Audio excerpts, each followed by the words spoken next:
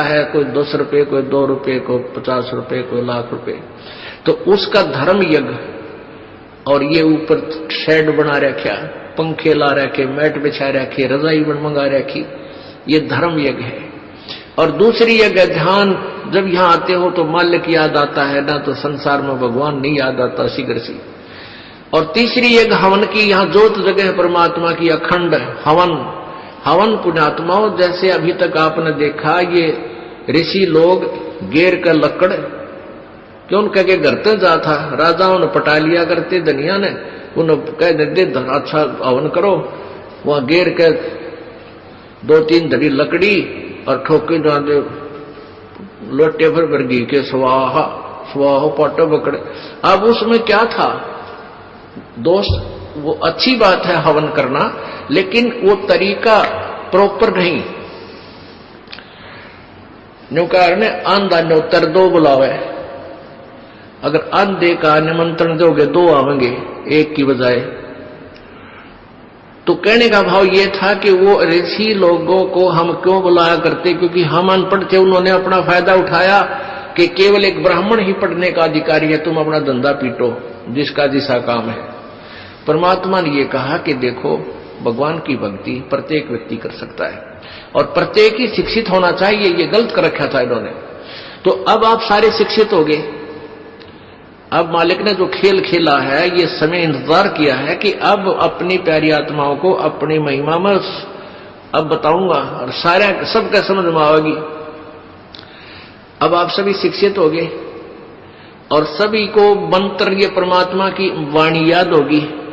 छोटे छोटे बच्चा के पूरी आरती याद हो रही है भगवान की वाणी की। अब एक रुई, एक 1.5 ग्राम 2 ग्राम रुई लगेगी, एक जोत बना दे, खड़ी जोत लगा दी, उसमें घी डाल दिया जितने आपकी इच्छा है, एक कटोरा भर दे, सारा दिन जले, तो उसमें वो घी उसमें डाल दिया और हम अपना मंत्र वाणी सुबह नित्यनेम करें, दोपहर में रमैनी करें, शाम में संध्या आरती करें, ये भगवान की वाणी भी हम बोलते रहते हैं। तो वो भी हवन हो रहा है। उस लकड़ियों वाले हवन की तुलना में ये हवन श्रेष्ठ है, क्योंकि इसमें आप एक 100 ग्राम रुई में 1 क्विंटल घी हवन कर सकते हो। उसमें घी, उसकी जोत ने जलन नहीं दे, उसमें डालने जाएगी 100 ग्राम जोत में 1 क्विंटल घी हवन कर सकते हो आप। और लकड़ियां में 1 क्विंटल घी हवन करने के लिए कम से कम भी 20 किलो तक कम से कम लकड़ी जला देते हो। तो उन लकड़ियों के जलने से कार्बन डाइऑक्साइड अधिक होती है। उस 2 धड़ी यानी 20 किलो लकड़ी समाप्त की जो जलने की तुलना में एक 100 ग्राम रुई की का प्रदूषण उससे कई हजार गुना कम होगा। तो हमने ये अपनाना है, तो हम अपना हवन डेली कर रहे हैं। अब क्या करा करते, कोई मृत्यु होगी, बुलाओ गुरुजी ने और हमारा हवन करिए 2-3-4 दिन। वो 2 दिन के हवन में कैलाट उठ गया। रोज करो हवन अपना, एक जोत लगा दे, सुता उठ के हाथ पैर धो ले, नहान का ना फुर्सत मिले, कोई जरूरी ना होती नहाना इसमें। नहाए धोए क्या भरा जाए, मन का मैल ना जाए और मीन सदा जल में रहे, धोए बांस ना जाए। अंदर से अंत तक साफ हो, हाथ पैर जरूर धो ले, क्योंकि धार्मिक वस्तुओं के हाथ लगाने। और जोत लागे, अपना मंत्र करता रहे, काम करता रहे, अपनी आरती बोल ले जा, नित्यनेम भी कर ले, रोटी पोए जा, नित्यनेम चलता रहे। आजकल तो आधुनिक बहुत से उपकरण हो गए हैं, वैसे भी याद हो जाते हैं कुछ दिनों में। और नहीं बैठ कर अपनी किताब लेकर वह पढ़ ले। अब हवन हो गया तो हम अपना काम आप करेंगे। जो बात बनेगी, किसी के बच्चा हो जाता था तो उसने क्या कहा करते, 7 दिन तक तुम, जैसे पहले ज्योति तो सभी जलाते थे, तो क्या कहते थे, 7 दिन ज्योत नहीं जलानी तुमने, 13 दिन। वो तेरा गजब भैया, 13 दिन रोटी नहीं खाते या तुम और काम ना करते। और किसी की मृत्यु हो जाती है उसमें भी ऐसे कहा करते थे। जैसे जन्म होने पर तो वो जब तक वो छठ ना होती इतने कहा करते, मृत्यु के बाद कहते हैं 13 दिन तक आपने कोई धार्मिक क्रिया नहीं करनी। तेरा गजब भैया, परमात्मा रोटी रोज खा रहे हो, किसी दिन भी ना छूटती, ठीक है, कोई प्रिय की मृत्यु हो जाती है, रो पीट कर दोपहर तक ना खाओगा, शाम में खानी पड़ेगी, रो पीट कर रोटी खानी पड़ेगी। तो ऐसे ही भक्ति परमात्मा का हवन ज्योति डेली आरती रोज करनी है, चाहे दुख हो चाहे सुख हो, ये परित्याग नहीं करना, ये भूल है हमारे। अब जो प्रसंग चल रहा है वही आते हैं फिर। अब पांचों यज्ञ आप कर रहे हो, एक यज्ञ धर्म की, दूसरी यज्ञ ध्यान, और तीसरी यज्ञ हवन की। यहां जितने भी जैसे पाठ चल रहे हैं, अगर 150 पाठ हैं तो 150 ज्योति जला दी जाएंगी और 3 दिन तक अखंड ये ज्योति जलेगी, हवन हो रहा है। फिर जो अन्य भी कोई अपनी ज्योति जगवाने के लिए दान करते हैं, उनकी अलग से ज्योतियां जलाई जा रही हैं, वो दिन रात पूरे महीने चलती है, पूरे वर्ष चलती है। तो ये एक तीसरी यज्ञ हवन की, चौथी यज्ञ प्रणाम, और 5वीं यज्ञ ये तत्व ज्ञान की। इन 5 यज्ञों और ओम नाम के मंत्र की कमाई को हम इस ज्योति निरंजन के पास छोड़ देंगे। हम क्या करते रहे,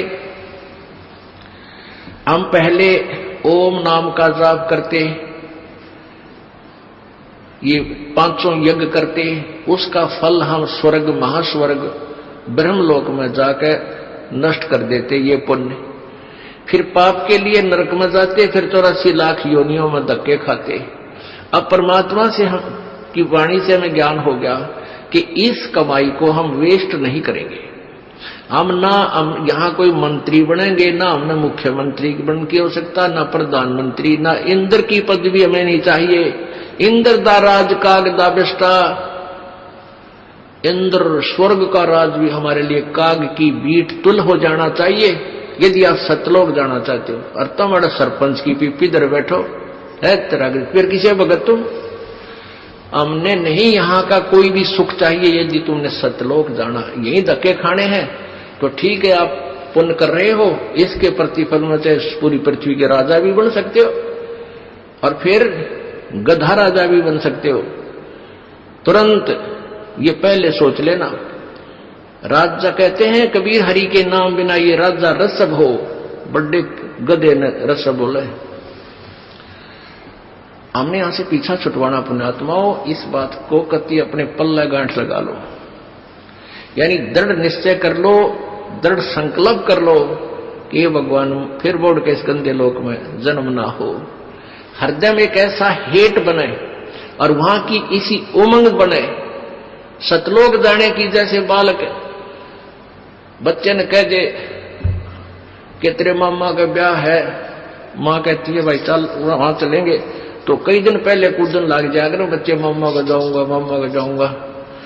तो ऐसे ही हमने सतलोक जाने की उमंग भर जानी चाहिए। अगर आपके हृदय में पक्की जस जाती है कि वहां सतलोक है, वो सच्चा सुख सतल है, हमारा मूल स्थान वहां है, हमारे वहां पहले के कुछ साथी भी वहां रहे हैं जो हमारी की तरह बेवकूफ ना बने। तो गरीबदास साहिब जी ने कहा है, वाह वाह अमरपुर जाऊंगा, वाह वाह अमरपुर जाऊंगा, सतलोक जाऊंगा, दीन दयाल भक्ति दे मोको, अनहद वाणी गाऊंगा, वाह वाह अमरपुर जाऊंगा, वाह वाह अमरपुर जाऊंगा। यानी ऐसी उमंग हो आपके अंदर। तो ऐसे ये 5 यज्ञ जब होगी तो 5 यज्ञों का प्रतिफल और ओम नाम की जो कमाई है हम यहां नहीं लेंगे, कत्ती भी नहीं लेंगे। चाहे हमने आपका तो बेरना पर दास तो थूके भी नहीं आके इस राज और पाठ और 21 ब्रह्मांड भी दे तो भी नहीं चाहिए। हमने तो झंझट मिटवाना संग जन्म का। 4 मुक्ति जहां चंपी करती माया होरी दासी, और दास गरीब अभय पद पर से वो मिले राम अविनाशी। उस सतलोक में जाने के बाद यहाँ की जो 4 मुक्तियों के सुख, जो अंतिम मुक्तियां हैं, और ये मुक्तियां चारों नाशवान हैं, ये इनका फल समाप्त होता है, और वहां की वो ये सुख जो तुम यहां चाहते हो, जो अंत में नष्ट होते हैं, वो कभी नष्ट नहीं होते, वहां ये भी सुख मिलेंगे। आप ये वीडियो YouTube पर देख रहे हैं तो हमारे चैनल को सब्सक्राइब करें और बेल आइकन को दबाना ना भूलें।